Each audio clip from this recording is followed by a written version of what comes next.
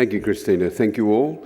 I'd like to introduce Alligator Energy to those of you who don't know us and talk about the Samphire uranium project in South Australia that we have under pre-development work. The area is part of our project suite comprising the Samphire project, the Big Lake uranium project that overlies the Cooper Basin, a new discovery, and our Arnhem land work we've been doing for many years, and a bit of nickel cobalt, along with an investment into Enviro Copper and ISR Copper. Excuse me. I won't talk about the uranium market greatly. We have a booth here. Our Chief Operating Officer, Andrea Marsland-Smith, and I will be there tomorrow and the next day. Come and have a talk to us. But I will mention that the uranium price, while the spot price, the short-term price, runs up and down, you certainly see a stability in the long-term price. So the long-term price is what is contracted, or an estimate of what is contracted between nuclear utilities and directly to producers. And this is the price that drives 80% of the market. Only 20% is sold on the spot. So at a pre-development stage and development stage, we're very interested in the long-term uranium price. In South Australia, our key project, the Samphire uranium project, comprises two deposits, the Blackbush deposit and Plumbush. Blackbush is an existing resource that we have improved upon. Plumbush is non-JORC, but is a first satellite project in our area. We're 20 kilometres from Whyalla.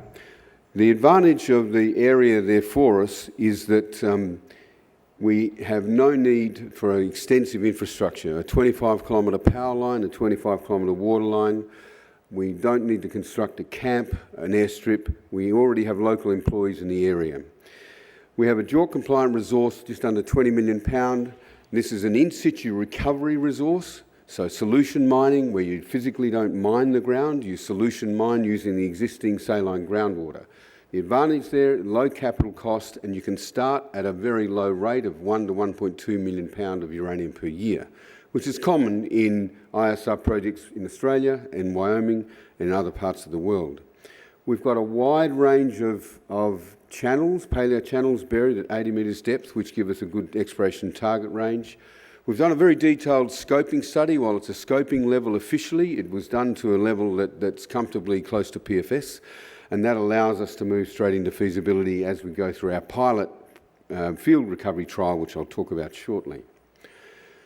For those who don't know, the solution mining method or in-situ recovery is simply drilling a ring of holes with extractors and an injector, where you inject circulate the groundwater, lower the pH, add a lixiviant, dissolve the uranium which is formed around the sand grains, bring it up to a plant, run it through ion exchange and extract the uranium. That's, in simple terms, the method we're using. It's been in operation in South Australia at the Beverley 4 Mile Complex for 25 years. Boss Energy's Honeymoon project has just restarted using this method. Wyoming is a big producer, Texas is a producer, and Kazakhstan is the biggest provider of uranium in the world, providing nearly 35% of the world's uranium, all using this method.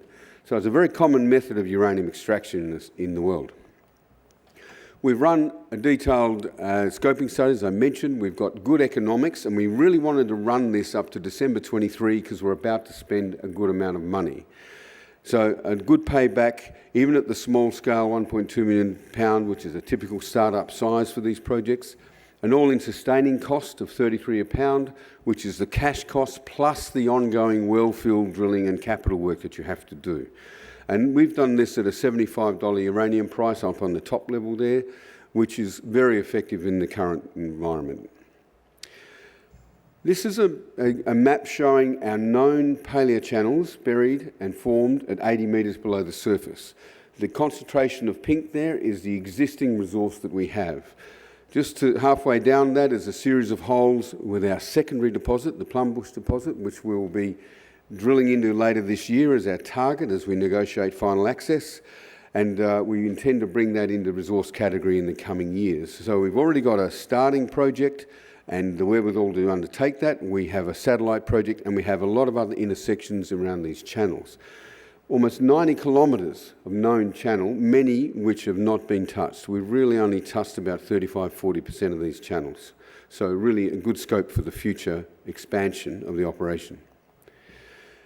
We're about to enter the final phase leading into feasibility, which is a field recovery trial. Every in-situ recovery mine will go through this. You do bench scale testing of known cores, you use the groundwater, you make sure the chemistry is right to the best extent you can. But you need to do an in-situ trial to make sure you get the final reagent usage parameters, the loading rates of uranium, the extraction and the recovery of uranium off the IX columns, and prove that that works effectively and you get the right range of parameters for them leading into a feasibility.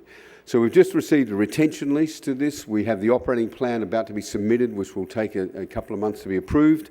We'll be constructing on the site in May through to July, and then operations from July through to October. We already have the pilot plant fabricated and in our yard in Whyalla. We had that delivered around the middle of last year. The process here is, as I mentioned, extracting the uranium through the well fields, through the well rings, bringing it into this containerised pilot plant, extracting uranium out and off the IX columns into a clean eluate solution, which we store in those green tanks there. Now, the next phase from that and a normal production operation is precipitation, drying, calcining and product packing. We don't need to test that. That's a standardised plant that pretty well every uranium project uses around the world. So the key thing we have to test in the ISR trial is related to the geology and the chemistry of the groundwater, and that's what we'll be doing in this trial. So this year is a real watershed year for us. We'll be de-risking the project through the trial, moving straight into feasibility. We'll go out for expression of interest for the engineering firms to do that. We've already done the retention lease approval. We move straight into documentation for the full mining lease approval. The first task of the feasibility study is to do a definitive plant design. That needs to go into the approval documentation, which we would intend to submit in late 25, early 26. We will continue drilling through the expansion of both the existing Blackbush resource, but also the Plumbush deposit, and bring that into resource category. And the next step is initial offtake contracts. Now, we've met with every nuclear utility in Europe and North America. The Western utilities are very, very keen on new production because there's existing production which is running down. There's new sites starting up. Boss Energy started, Paladin have restarted. There's others restarting. But the demand for uranium, as you'll see on the chart earlier in here, is going forward is very strong. So we are already on request for proposal lists from major nuclear utilities in the US and Europe. So that's the plan for this year. We're de-risking the project, moving into the pre-development stage of feasibility and approvals ready for full production going forward. I'm not going to go into this in detail, but we made a new discovery in the northern part of South Australia called the Big Lake Uranium Project. This is in the sediments which overlie the Cooper Basin.